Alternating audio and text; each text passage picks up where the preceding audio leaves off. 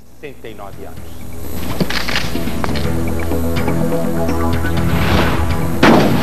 Quase no mesmo momento, outro tiro. Seu Alcides, 79 anos, o pai, também é fuzilado. O filho de seu Alcides e de Dona Amélia, de 53 anos, queria roubá-los. Se você perder um ente querido, já é difícil. Você perder dois ao mesmo tempo e saber dos dois à mesma hora e da forma que foram assassinados.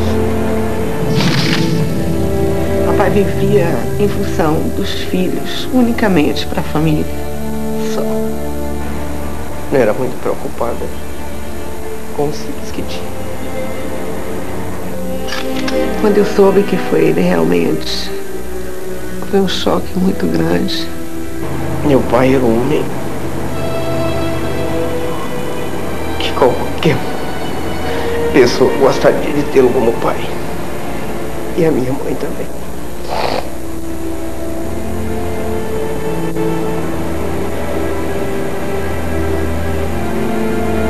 O fazendeiro Alcides Duarte Almeida e a mulher Amélia Cerqueira de Almeida tinham 6 filhos, 17 netos e 8 bisnetos.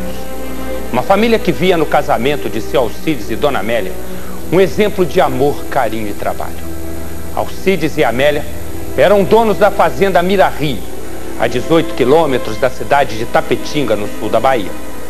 Na tarde do domingo de 28 de setembro de 97, o casal foi morto a tiros de revólver e de escopeta.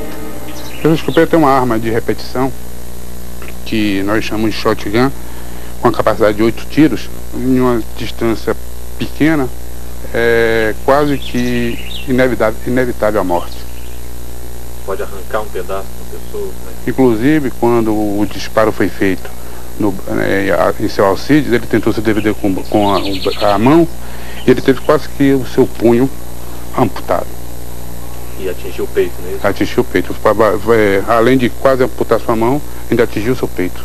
O que a gente via na necrópsia lá é um negócio assustador, rapaz. Praticamente lesões de guerra, que no cotidiano da gente a gente não vê aquilo, né?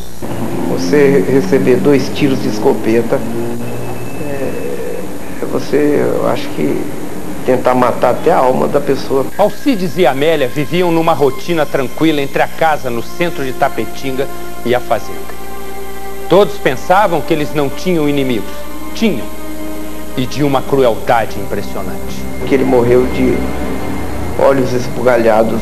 Ele morreu numa situação de espanto, de admiração, de uma coisa incrível que ele estava vendo. Ele deve ter reconhecido.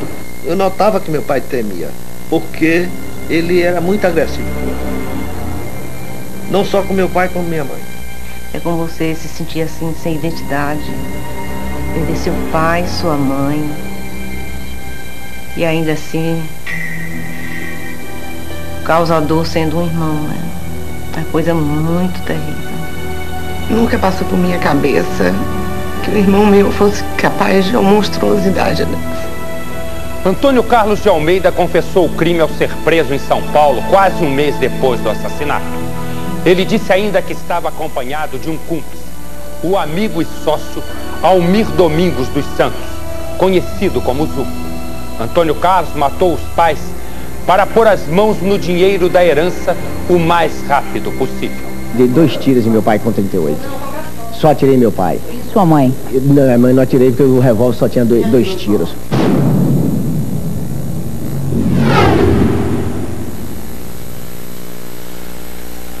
Entre as 3 fazendas que Alcides tinha, a preferida era a Mirario, em Itambé.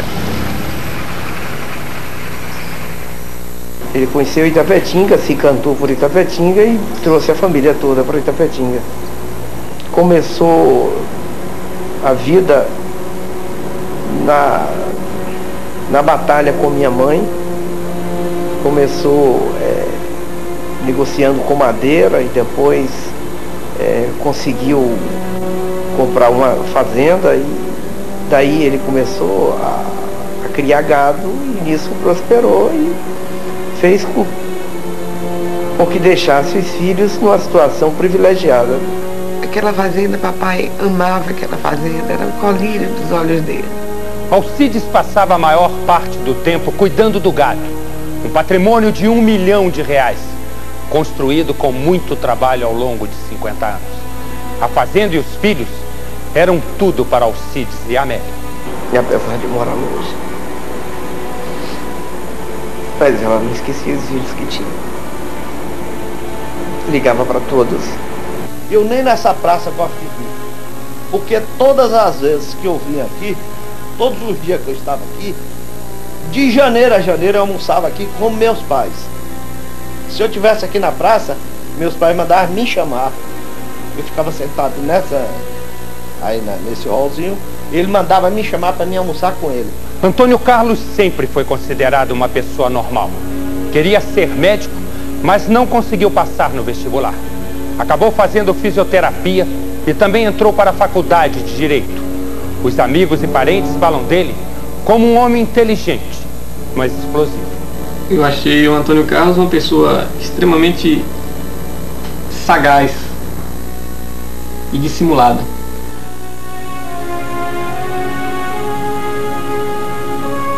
Ele foi uma pessoa que estudou em colégio de padre interno um certo período, depois veio para Salvador e foi noivo de uma pessoa aqui em Salvador um período grande. Era uma pessoa normal. Antônio Carlos era uma pessoa muito agressiva.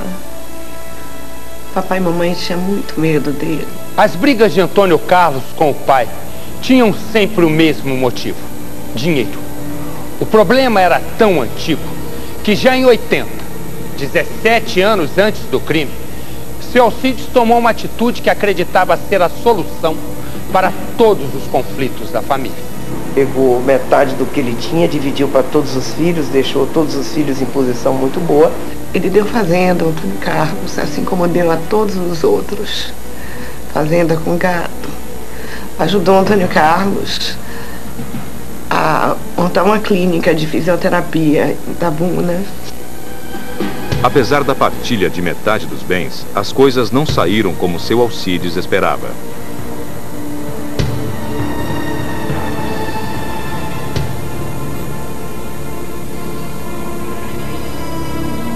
Anos depois, o primeiro que se desfez da fazenda foi o Antônio Carlos. A doação antecipada da herança não teve muito resultado. Os filhos continuaram dependentes de seu Alcides, principalmente Antônio Carlos.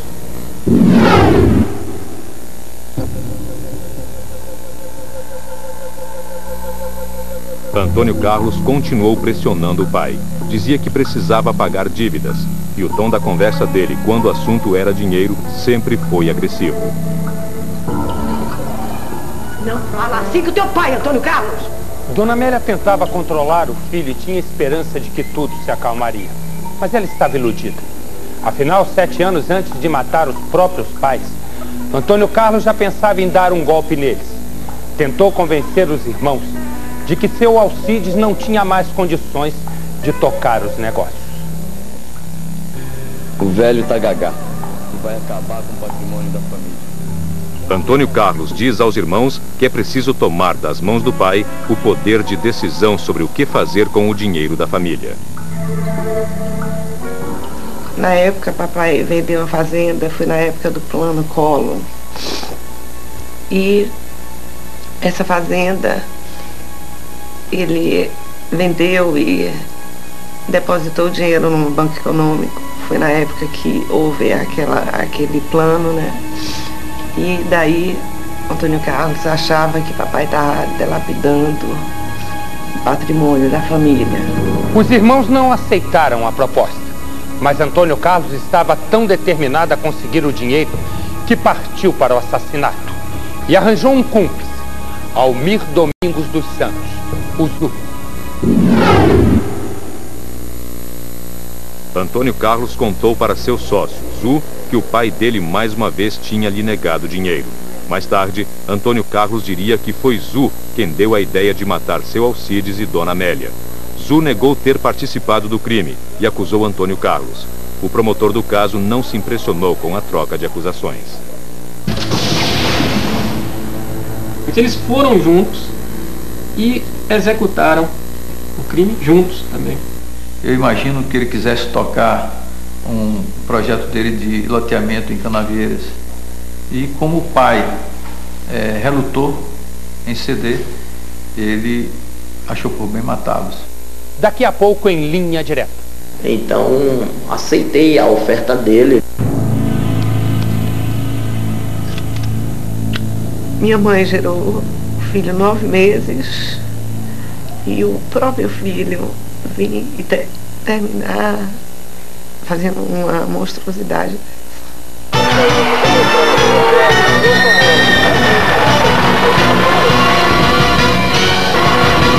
O Fiat Uno cor cinza, placa JME0101, que seria usado no dia do crime, foi alugado em Itabuna, cidade onde ele morava. Antônio Carlos e Zu sempre estavam juntos. Então aceitei a oferta dele, ele veio cá na locadora, alocou o carro e para me entregar o carro, para me trabalhar sexta, sábado e no domingo nós se encontrar em Camacan, para que nós possamos ir olhar essas duas propriedades que ele estava interessado a comprar. No caso que era só fantasia, ele estava fazendo, premeditando o crime sem que eu percebesse. Não, eu acho que ele arquitetou, né? Esse fato, esse crime foi planejado e deve ter induzido o Zu a participar juntamente com ele. Se eu soubesse que ele ia praticar esse ato, eu jamais ia aceitar prestar serviço para ele e nem tampouco deixaria ele praticar um ato desse. Ele, na hora que chegou na entrada para tirar água, eu falei, dá uma paradinha aí para ele. Parei, eu bati a porta do carro até com raiva. Fui até ignorante no momento. Ele falou, se você quiser me esperar aqui, você me espera. Se você quiser seguir para onde você quiser, você vai. Eu posso pegar muito bem um outro carro e dar meu jeito. Agora eu só saio daqui depois que comer alguma coisa, senão eu vou morrer dentro do carro de fome. Que nada, rapaz, não aguento fome não. Ele disse, então eu vou aqui e não demoro. Você me espera, você volta para o mesmo lugar que nós se encontramos aqui. Que eu vou aqui e não demoro. Em princípio, o Zu relutou muito em assumir o crime, dizendo que tinha sido deixado numa cidade aqui próxima de Potiraguá e que Antônio Carlos teria se dirigido para a fazenda onde executaria seus pais. Mas nós através das investigações, esse álibi que Zu apresentou fora desmascarado. Eu dei muito azar no sentido que ele vinha me usar.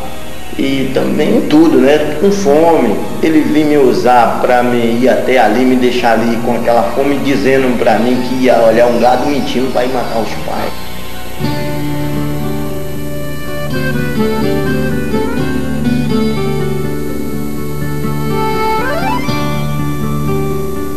– 28 de setembro de 97, um domingo tranquilo em Itambé.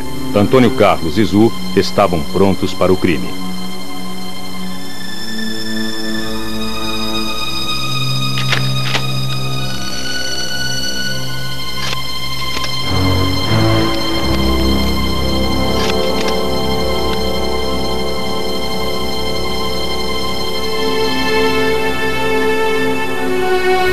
Depois da missa aos domingos, seu Alcides e Dona Amélia vão para a fazenda Mira Rio. Os empregados estão de folga e o casal aproveita ainda mais a tranquilidade do lugar. Para Antônio Carlos e Zu, é o momento ideal para agir sem testemunhas. O carro usado no crime está alugado em nome de Antônio Carlos. As armas também são dele, registradas legalmente. Assim, enquanto faz o caminho para a fazenda Mira Rio, o filho assassino vai deixando as pistas que vão levar a polícia até ele. Para nós ele é normal, uma pessoa de rigidez mental, ele não se alegue que ele é perturbado mental ou doente mental ou psicopata. Não, ele sabia o que estava fazendo, tinha um objetivo, foi lá e executou esse objetivo.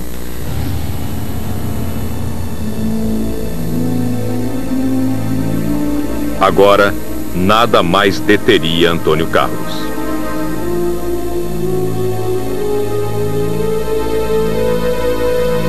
Três crianças perceberam a passagem deste carro todo sujo de lama no trajeto que dá acesso à fazenda Mira Rio Antônio Carlos e Zu não percebem que um funcionário da fazenda está próximo da casa de seu Alcides e acompanha a chegada dos dois. O Roberto, vaqueiro da fazenda, ele revela de que estava na horta, juntamente com sua esposa e um outro parente, quando viu um carro parar ao lado da sede da fazenda. Quando eu olhei para lá, já tinha chegando um carro lá, todo sujo de lama. Aí só vi as duas portas abrir e eles correram. Saiu correndo, destino lá da casa.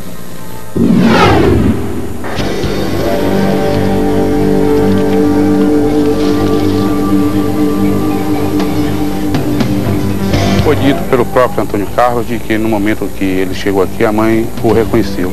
Mas mesmo assim, alheio ao sentimento de sua mãe, ele ainda deu um disparo de revólver contra as costas dela. Com certeza, uma mãe e um pai reconhecem o filho.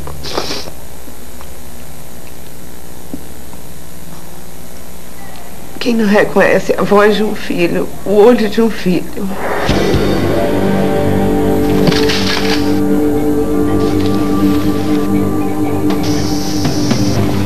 Segundo a versão do Antônio Carlos, ele parou o carro aqui, o carro era conduzido por Almir e ambos saltaram até essa murada aqui e transporam a murada. Quando Dona Amélia, que se encontrava no interior da cozinha, informou, avisou a eles que a entrada seria pelo outro lado e não por aqui. Alcides!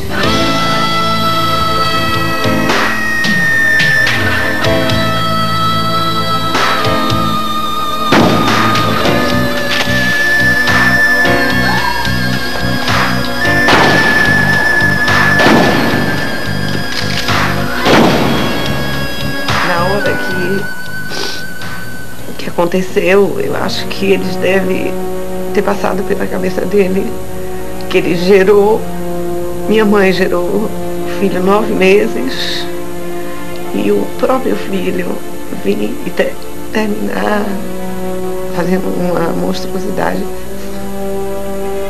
Papai e mamãe sempre me ensinou o caminho da verdade, sempre nos orientou para o bem, para servir, honestidade. Todos tiveram a mesma reação. Como é que você foi capaz de destruir uma família, destruir todos os seus irmãos, acabar com a vida de todos, porque no momento que você acabou com o papai, você acabou com a vida de todos, da gente, de todos. Como é que você foi capaz de cometer uma crueldade tamanha?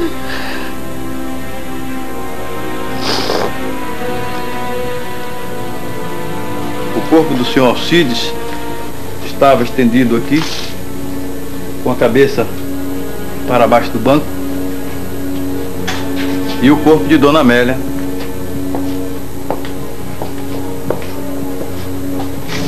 estava nessa posição.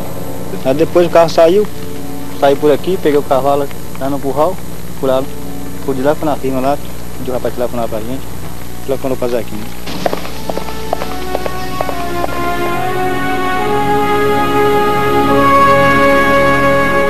Nos seus depoimentos, as condições em que estava o carro, todo coberto de lama, e haviam 2 pessoas no seu interior, vestidas todas de preto e encapuzadas.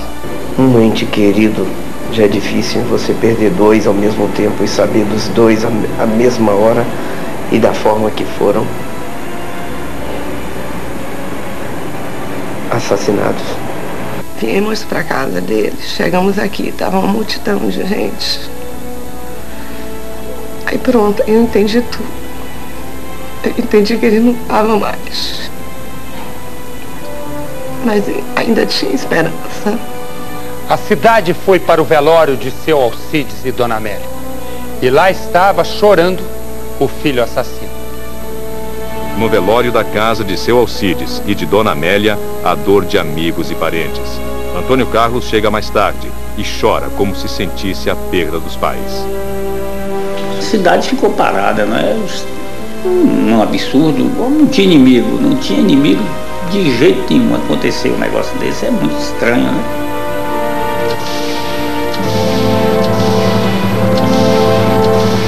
Em instantes. E ele chegou para mim para dizer: meu irmão, agora a gente tem que se unir. Que chorava também, os olhos estavam vermelhos. O segura na alça do caixão e revela para os sobrinhos um suposto plano. Ele dizia que ia pegar o assassino que fez essa monstruosidade. Os olhos estavam vermelhos. Ele chorava também. E ele chegou para mim para dizer: meu irmão, agora a gente tem que se unir. Logo depois do enterro dos pais, Antônio Carlos começou a se descontrolar. Não dormiu em casa. No outro dia pela manhã foi que ele começou a ligar de cidades vizinhas, dizendo que estava em uma, depois estava na outra, e de que estava andando a pé. Antônio Carlos tenta justificar a ausência repentina com uma atitude heróica. Diz que queria achar o assassino dos pais. Ele dizia que estava no encalço dos assassinos, levado pelo espírito do seu pai. O comportamento de Antônio Carlos chamou a atenção do delegado Robson Marodi, e ele resolveu investigar a caçada aos assassinos.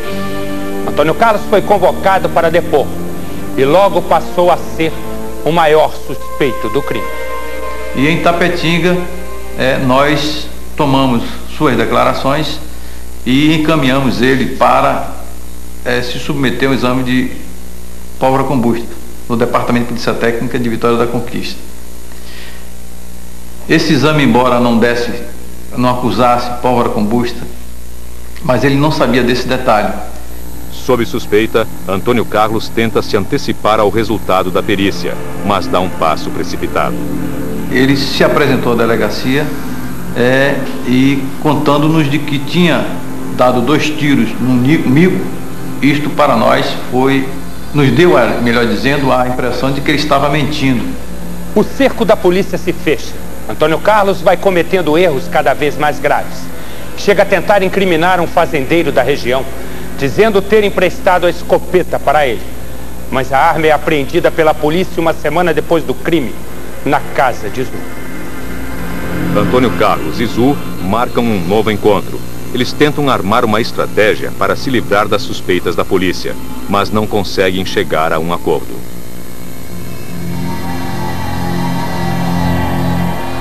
Então ele passou umas 3 horas da madrugada, ele chegou na minha casa. Rapaz, é o seguinte, fui eu que matei meu pai. Eu estava apertado, precisando de dinheiro. Meu pai não estava me franqueando. Eu fiz um pedido para ele avalizar um dinheiro para mim e ele disse que ele renegou e não gosta de mim. Faz muito tempo que meu pai não gosta de mim. Esta é a nova versão de Zu para o assassinato de Alcides e Amélia. A versão da justiça é outra. Ele fez inclusive sérias ameaças a Zu, que deveria fugir com ele porque ele achava que eu estava suspeitando dele ter cometido aquele crime. Um disse que foi o outro. No meu entendimento, foram os dois. A escopeta do crime pertencia legalmente a Antônio Carlos e foi encontrada na casa de Zu. O carro usado no crime foi alugado por Antônio Carlos e Zu estava ao seu lado. A placa estava retorcida, exatamente como as crianças disseram. Diante de tantas evidências, Antônio Carlos fugiu para São Paulo, mas acabou preso. Zu foi capturado e levado para a delegacia de Tapetinga. Um mês depois do assassinato, os dois participaram da reconstituição do crime e começaram a trocar acusações. Preso, Antônio Carlos escreveu uma carta aberta confessando tudo. Acusou Zu de ter planejado o crime. Zu fazia corretagem em Itabuna. Conhecedor ele da minha situação econômica, ele iniciou a proposta de exterminarmos meus pais. A fraqueza do meu espírito, pois para mim nada tinha valor. Terminei consumando o delito conforme planejado. O meu corpo e a minha alma estão prontos para todas as condenações. Pagarei até o último dia da minha vida o meu pecado. Todavia, não se pode esquecer de que ele confessou várias vezes. Zu está preso em Itapetinga. Diz que assinou a confissão sem ler e que nunca matou ninguém. Antônio Carlos fugiu da casa de detenção de Itabuna em fevereiro deste ano, pulando pela janela quebrada do banheiro. Ele estava com presos de bom comportamento. O filho assassino, Antônio Carlos de Almeida, 53 anos, está solto. Os irmãos que conviveram com ele ainda estão perplexos com o crime e querem justiça. É meu sonho. E, aliás, é o sonho da família. Eu acho que ele tem que pagar. Na hora do almoço eu penso, cadê meu velhinho? Tá comendo feijão comigo. Se ele fosse pobre, ele tava comendo um feijãozinho com a gente. Ele não passava por essa cena aqui. Talvez papai e mamãe lá em cima estão me dando forças para suportar. Não sinto tristeza. Eu quero que ele pague pelo que ele fez. Eu quero que ele volte para o presídio e cumpra o resto da vida. Eu não quero que ele morra, sabe? Porque morrer seria acabar com o sofrimento dele. Eu quero que ele viva e pague o que ele fez. Ligava quase todos os dias para mim, para que eu participasse como é que eu estava. Eu era muito preocupada com os filhos que tinha.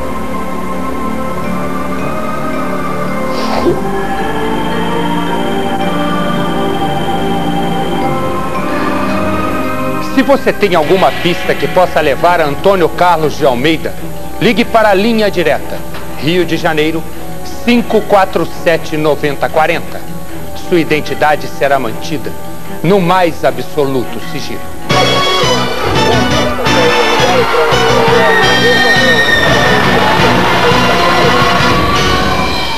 A namorada mata a mãe dela e atinge um vizinho que correu para socorrê-las. Perseguido pela polícia, ele inicia uma fuga alucinada. Sai da Bahia, vai para o Rio de Janeiro, passa por São Paulo, Goiânia, Belém, até chegar a Manaus. Em Manaus, ele tenta se jogar de um prédio e é preso. A prisão dura muito pouco, apenas 4 dias. O assassino foge mais uma vez, rouba um carro e comete outro crime. Atira contra 8 pessoas para escapar de uma barreira policial. A fuga continua pela fronteira do Brasil com a Colômbia. Livre da polícia, ele vai viver com guerrilheiros. Renato Santos Silva, 36 anos, a fera da Bahia. Foi assim que ficou conhecido o homem que virou bandido depois de ter seu amor recusado pela namorada. Neuma Aguiar Rocha, 23 anos, um tiro. Ela ficou paraplégica. Tudo aconteceu no limiar de minha vida, né? Era a melhor, acho que a melhor fase de uma pessoa de 20 e poucos anos. Normalina Aguiar Rocha, 46 anos, mãe de Neuma, 2 tiros. Minha mãe, tudo eu lembro dela. Às vezes eu acho que eu não tenho ânimo de fazer nada porque perguntar contar pra quem, pra dividir minha alegria com quem. Eu me sinto muito só. Era uma mulher muito disposta para tudo no mundo. Renato Santos Silva está foragido há 5 anos, desde 3 de outubro de 94. E eu não me dava conta da vida boa que eu tinha. Neuma e Dona Normalina levavam uma vida tranquila em Itapetinga, uma pequena cidade de 42 mil habitantes no interior da Bahia. As cenas que vocês vão ver agora são simulações feitas por atores. As duas trabalhavam juntas na loja de produtos naturais, montada pelo pai de Neuma, seu Zé Oliveira. Neuma chegou a abandonar a faculdade de veterinária em Salvador para ficar perto da família.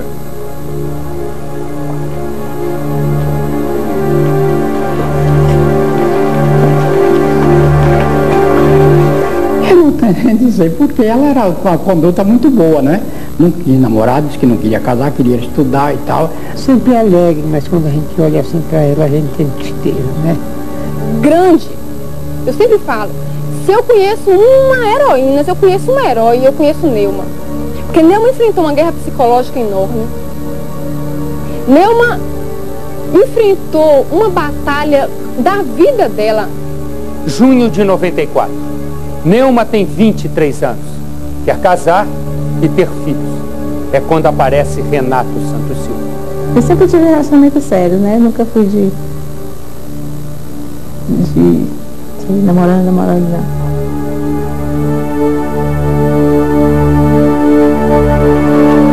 Vaidoso, Renato também tem fama de educado e sedutor. Usa a simpatia e a boa aparência para conseguir o que quer.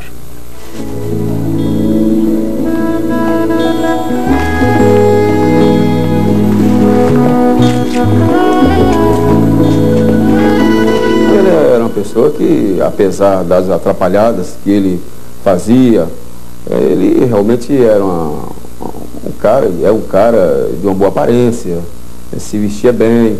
Renato não tem apenas fama de conquistador em Tapetinga, no sul da Bahia. Apesar de ser filho de pais ricos, outra fama o cerca na cidade, a de trambiqueiro.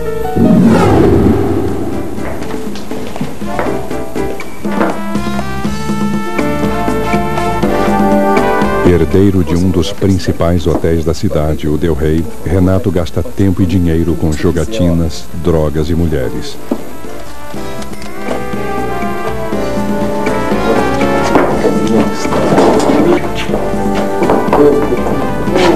As principais vítimas das trapalhadas de Renato são os pais dele.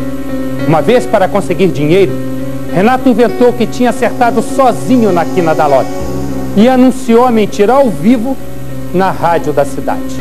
Ele era muito esperto, não acertou, ele apenas furou o cartão, sabedor das dezenas que tinham sido sorteadas pela Caixa.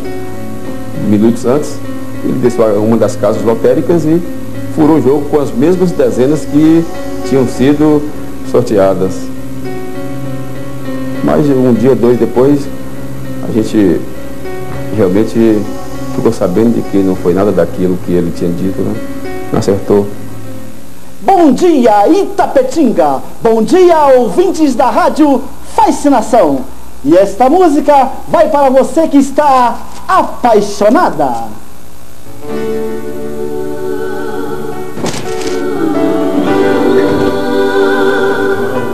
Loteria! Ganhei bilhete premiado! Dá um abraço aqui, pô! E aí ele pediu logo para anunciar, e ele fez até questão que a gente anunciasse para a cidade de que Itapetinga tinha um milionário que ele teria acertado na volta.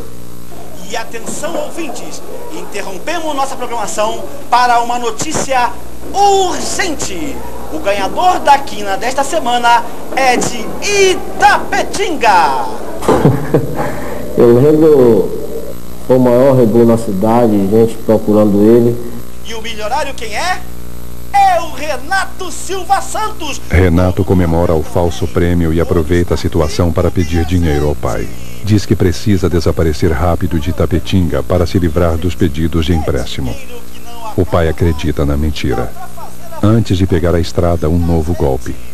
Promete voltar assim que a poeira baixar, para pagar a dívida e dar uma grande festa. Obrigado, velho. De repente ele disse que não tinha acertado coisa nenhuma. E que não tinha culpa se o povo tinha acreditado.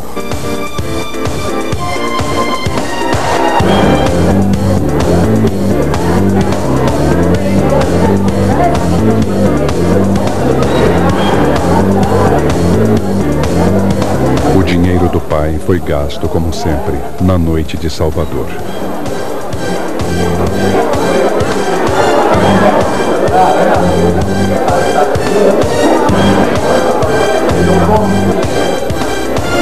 Sempre desde adolescente fui envolvido com brigas de rua, com drogas e outras coisas. Então resultou nessa mente doentia, né? A primeira mulher de Renato conhecia a personalidade doentia dele. Muito antes de atirar para matar, ele já era um homem desequilibrado e violento. Eu ainda tenho medo, viu? Eu tenho medo porque eu acho que ele não é uma pessoa normal. Pelas coisas que ele fazia comigo, eu acho que ele não é normal. E eu disse à mãe dele, esse rapaz precisa de um tratamento. Depois que eu engravidei, que as coisas mudou. Que ele se transformou.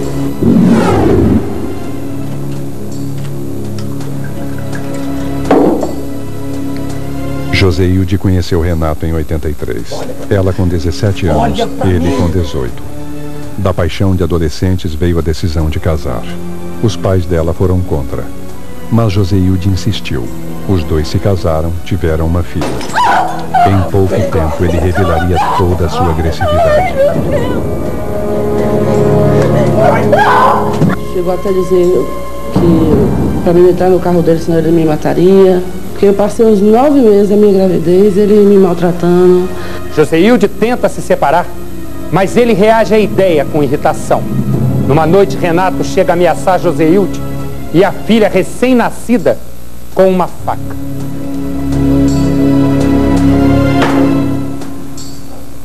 Cala essa boca! Já perdeu? Você já tá bêbado de novo? Respeita teu filho! Eu não aguento mais você! Eu não aguento mais essa criança gritando! Renato! Abre essa porta! Abre essa porta, Renato! Animador! Tira daqui! Seu canalha, doente! O seu filho é um doente! Sai fora! Desgraçado, acabou! Dentro do quarto só tinha eu, ele e a filha dele. E ele disse que ia matar nós duas e depois se mataria também. Joseilde decidiu finalmente denunciar o marido à polícia. Renato fugiu de Tapetinga na manhã seguinte. Por precaução e medo, a mãe de Joseilde mandou a filha e a neta para outra cidade. Arrumei uma apartamento de Salvador e mandei ela para lá, para ver se acabava com esse casamento. 6 meses depois de fugir de Tapetinga, Renato volta à cidade. Mas ele não procura a ex-mulher nem a filha. Agora ele tem outro interesse. Neuma Guiar Rocha. Ela não conhece o passado de Renato. Para Neuma, ele é apenas o homem elegante e persistente que todos os dias aparece na loja querendo namoro.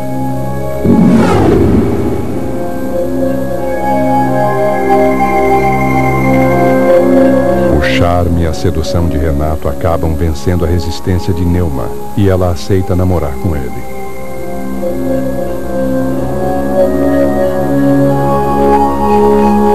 Eu acho que foi uma época que eu estava até assim meio carente também, né?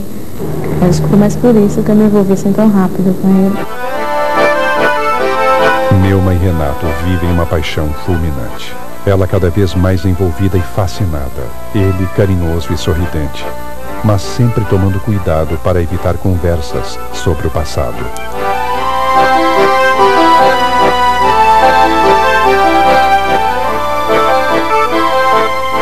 Quando ela se interessou por ele, entendeu? Eu logo avisei que não era homem para ela.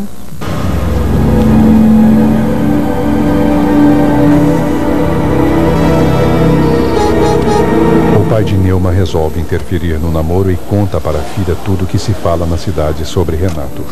Ele também revela à moça histórias sobre o envolvimento de Renato com drogas e mulheres. E me avisaram que esse rapaz não serve, né? Você desista. Aí ela disse, não, papai, eu já soube também, vou desistir, não vou querer. O pai de Neuma acredita que a conversa na porta da loja vai dar resultado. Neuma promete terminar tudo de uma vez. Eu acho que esse foi até um grande defeito de Neuma, não saber falar não. E ele insistia em continuar o namoro com ela, mas ela passou a conhecê-lo melhor e resolveu firmemente não voltar ao namoro.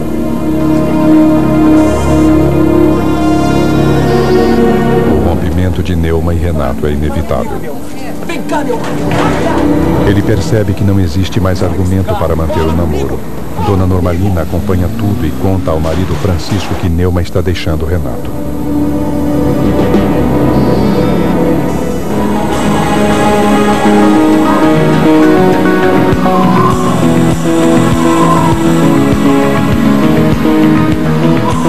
Abandonado, Renato não se conforma.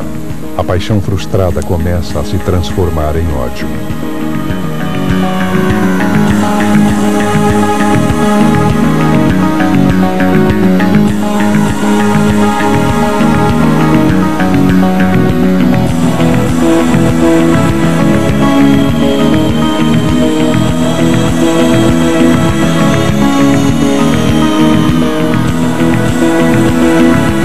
apesar de ter sido tão pouco tempo, nosso namoro acho que 2 meses.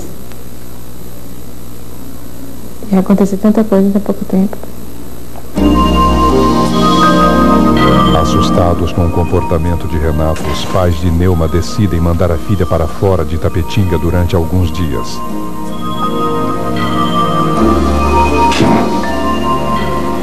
Ninguém sabia o que passava de trás da cabeça dele. Quando Neuma volta a Itapetinga, a situação piora. Renato passa a agir como nos velhos tempos, com a violência que a primeira mulher conheceu de perto. Ele ficou conversando aqui com nós e dizendo que ele estava ameaçando ela, telefonando, ameaçando de morte. No início, as ameaças de morte feitas por Renato não são levadas a sério, nem por Neuma nem pela mãe dela. As duas imaginam que Renato vai logo se acalmar.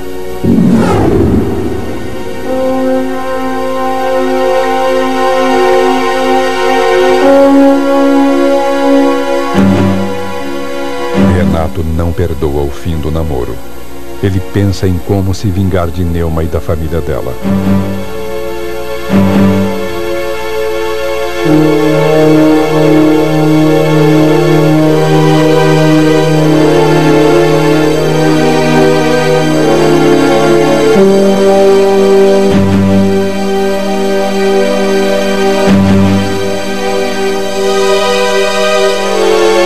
Renato está decidido a matar. No dia 2 de outubro de 94, Neuma leva a mãe para conhecer um sobrinho recém-nascido, numa cidade a 150 quilômetros de Itapetinga. A hora do crime se aproxima. Olha, mãe, como é bonitinha sua primeira netinha. Ai, ainda vou te dar uma dessa, viu? Gente, vamos tirar uma foto, tio? Tira uma foto da gente.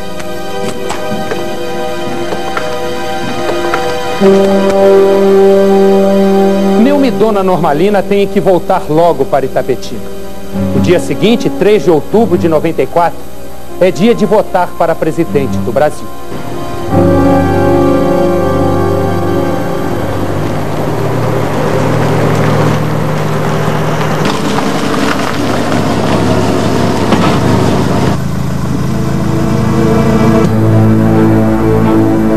Agora diz que ele estava desde manhã cedo, desde 7 horas que ele estava, ia lá em cima, voltava, ia lá em cima e voltava. Neuma e a mãe voltam para casa na manhã seguinte.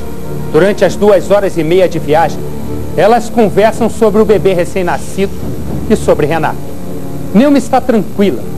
Segura a mãe que o namoro chegou mesmo ao fim e que não há motivos para preocupação. Aquela seria a última viagem que as duas fariam juntas.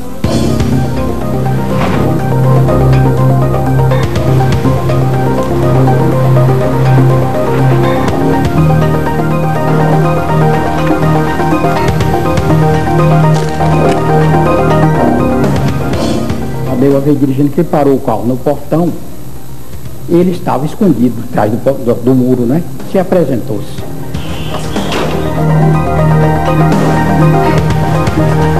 Às 9 horas, mais ou menos, ela foi chegando aqui. Quando chegou aqui, o bandido já estava ali em cima. Tu me oferece um copo d'água?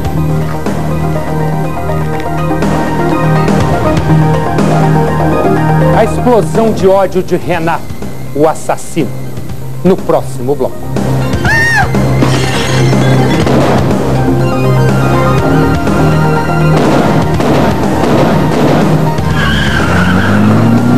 Daqui já deu para me ver, tinha um corpo estendido no passeio. Tu me oferece um copo d'água?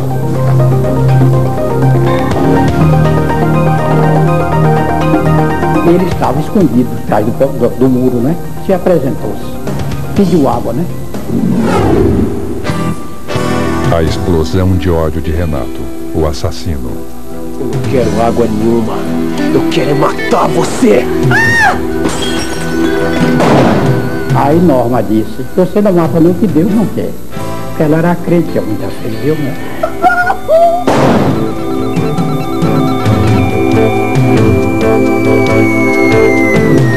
Daqui já deu para me ver, tinha um corpo estendido no passeio, a cabeça numa poça de sangue.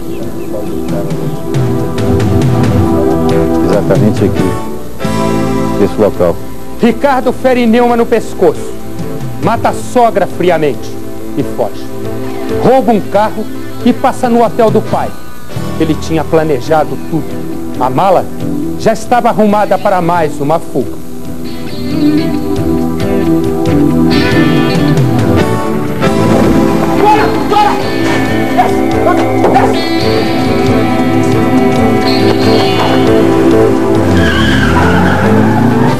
Estacionou esse carro lá próximo do hotel do pai dele, deu alguma desculpa ao pai de que tinha arranjado uns eleitores que iam comer no hotel e que ele ia comprar uma carne e tal. O pai então entregou o carro a ele para ele providenciar a carne e os gêneros para fazer essa alimentação.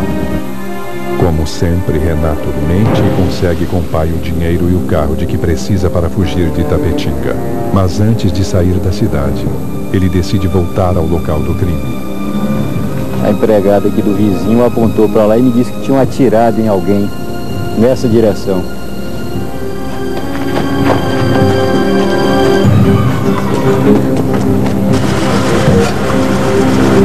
Quando Renato aparece, os vizinhos tentam salvar Neuma e Dona Normalina, mas não tem jeito. Transtornado, ele atira sem parar.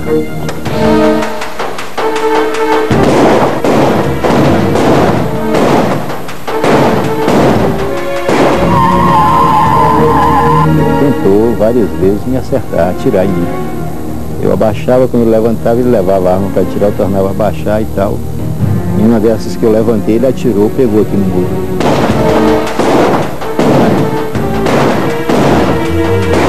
Atingiu de raspão a barriga do Pedro, que só não foi atingido outra vez, porque ele se deitou embaixo assim do carro. E uma bala passou de raspão no Djalma e outra atingiu o veículo, o Monza do Pedro Pires. Quando eu voltei para dentro da casa, encontrei Neuma encostada aqui nessa parede, nessa varanda. Ela estava bem pálida. Percebi que tinha um sinal de bala. Paramos aqui uma Kombi, apanhamos, botamos ela dentro da Kombi e levamos para o hospital. Mas qualquer um que aparecesse ali, ele atiraria.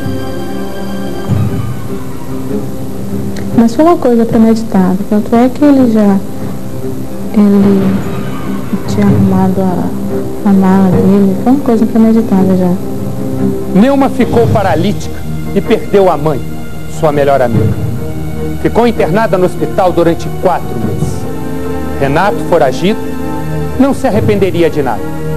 Depois do crime, ele voltaria a ameaçar por telefone a família da ex-namorada. Diz que retornaria para matar toda a família.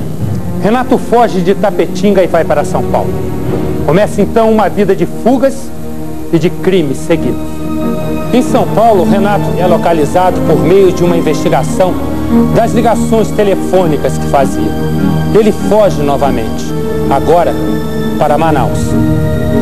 E em Manaus ele tentou, não se sabe se de verdade, um suicídio. Estava num hotel e tentava pular a janela quando foi chamado o corpo de bombeiros e a polícia que conseguiram detê-lo.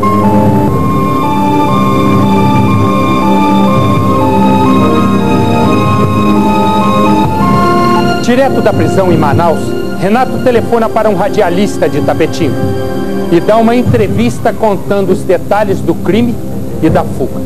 Eu pedi para falar com o próprio Renato, que se dizia, né, de querer dar uma entrevista no meu programa. Consigo dormir com pesadelo, entendeu? Nesses 5 meses, foi 5 meses, está sendo 5 meses de um inferno na minha vida. Foi uma coisa que foi um demônio, só pode ter sido. Ele estava ciente de que não ficaria preso. E como não ficou, dias depois da entrevista que ele concedeu à nossa reportagem, ele fugiu. Na fronteira do Brasil com a Colômbia, entre as cidades de Letícia e Tabatinga, Renato se enfrenta com a polícia colombiana. Perto da guarita, ele decide não obedecer a ordem de parar e tenta atravessar atirando contra os policiais. Uma das pessoas que estavam perto da barreira é ferida. A polícia joga na pista uma corrente cheia de pregos, que furam os 4 pneus do carro dele. Renato não vê outra saída a não ser se entregar. Segundo o cônsul brasileiro na Colômbia, que nos telefonou, ele furtou um carro e atravessou a fronteira da Colômbia, tocando tiros com a polícia, que o perseguia, e chegando até Letícia. E nesse confronto ele conseguiu atingir a 8 pessoas, sendo preso lá na Colômbia. E lá ele conseguiu novamente escapar. Depois do tiroteio na fronteira, Renato fez 2 ligações para Itapetinga. Uma para a rádio e outra para a delegacia onde trabalha um detetive conhecido dele. Ele disse que quando chegou na Colômbia, ele pegou uma pistola, disparou alguns tiros e feriu 6 colombianos. E depois disso ele foi preso na Colômbia. E lá na presídio na Colômbia, ele conheceu, segundo ele, alguns guerrilheiros, esse pessoal da guerrilha da Colômbia, né? E aí ele houve uma fuga. E nessa fuga o pessoal perguntou se ele queria ir ou não. Ele disse que sim, porque ele lá já estava condenado lá. Não poderia voltar no Brasil também, porque ele é foragido aqui do Brasil. Então ele preferiu se unir, segundo ele disse, ao pessoal da guerrilha na Colômbia. Eu estava fazendo um programa sertanejo, recebi uma ligação e essa pessoa dizia ser Renato. Ele contou que estava na Colômbia e que na Colômbia ele teria tentado roubar um carro e foi perseguido pela polícia, ele contava, e na oportunidade teria deflagrado tiros em um policial. Olha, eu acredito que ele esteja no Brasil, porque ele também tem muito envolvimento lá mesmo em Manaus, né? Nas fronteiras, São Paulo e até aqui mesmo no exterior, onde ele já esteve, até na cidade de Itabuna. Eu já fiz uma diligência para prendê-lo em uma residência, mas ele já tinha saído, porque ele não para exatamente num lugar, entendeu? Ele tem essa vivacidade de fugir e não ficar, se deter em um lugar por muito tempo, porque aí se tornaria um alvo fácil, né, para nós. Agora, ele já era acostumado a sair do país para a Colômbia, inclusive fala-se até em tráfico de tóxico para esta cidade, que ele trazia da Colômbia diretamente para aqui. Assassino, ladrão de carros, responsável por ferir a tiros várias pessoas inocentes. Renato Santos Silva, a fera da Bahia, continua em liberdade. Agora, o que me fez, inclusive, questionar quanto à sanidade dele, sanidade mental dele, foi o problema dele ter praticado uma sequência de atos delituosos, inclusive com pessoas que nada tinham a ver com o problema dele.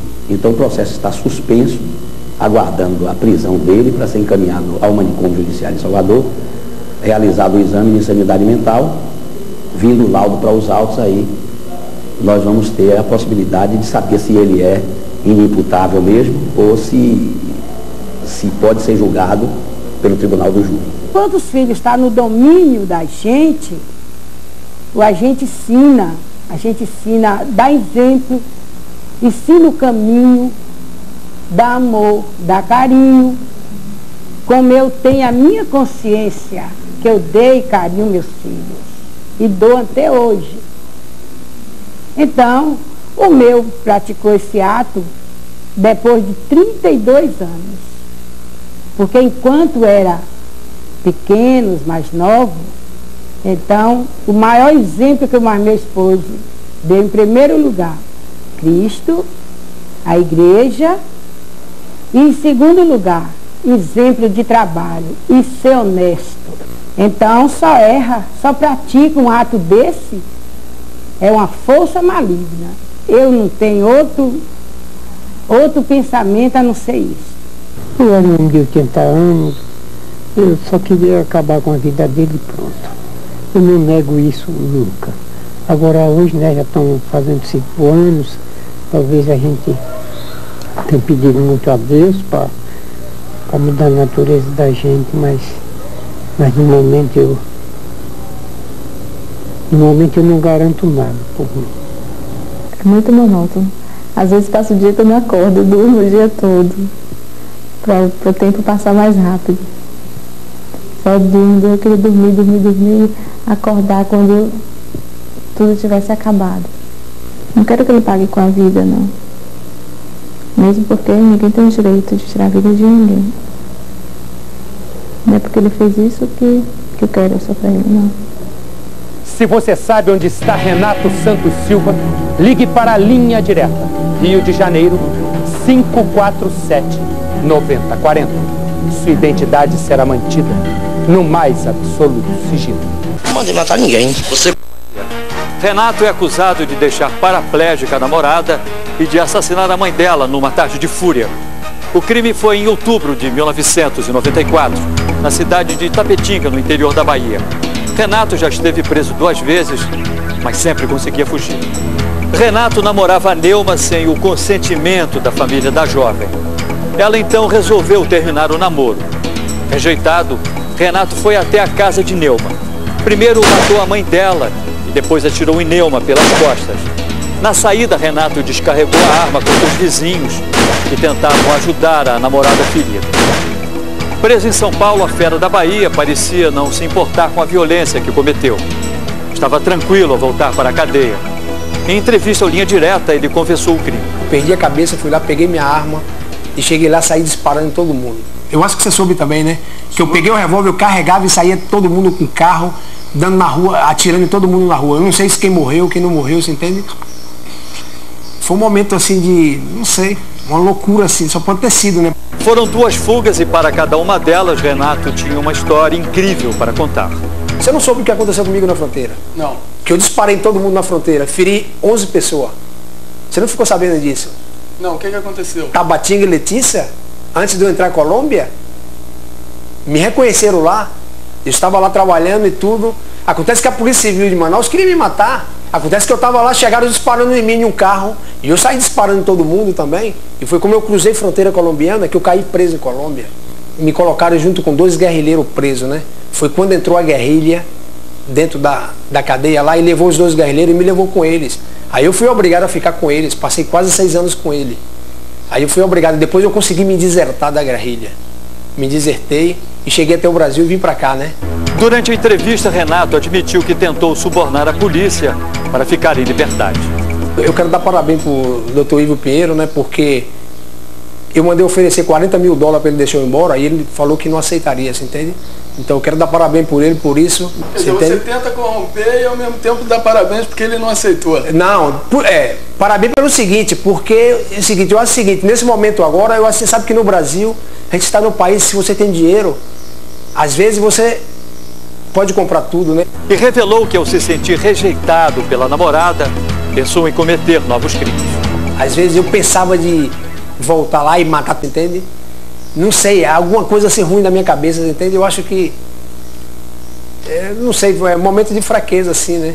Frio e sem demonstrar arrependimento, Renato, a fera da Bahia, surpreendia cada declaração. Eu tenho que ver se eu faço um tratamento psiquiátrico para ver se realmente eu estou bem psicologicamente. Porque às vezes até eu penso que eu não sou normal. Com a prisão de Renato dos Santos, a fera da Bahia, chega a 100 o número de foragidos localizados pela polícia depois de terem sido mostrados aqui, em Linha Direta. 100 criminosos entregues à justiça graças às denúncias que chegaram de todo o país. Com base nas pistas que você deu por telefone, carta e e-mail, a polícia agiu dentro e até mesmo fora do Brasil para efetuar todas essas prisões. Se você tem alguma denúncia ou quer ver uma história mostrada aqui no nosso programa, ligue para a Linha Direta. Rio de Janeiro, 547-9040. Sua identidade será mantida no mais absoluto sigilo. Linha Direta volta na próxima semana, logo depois de Porto dos Milagres. Boa noite e até quinta-feira que vem.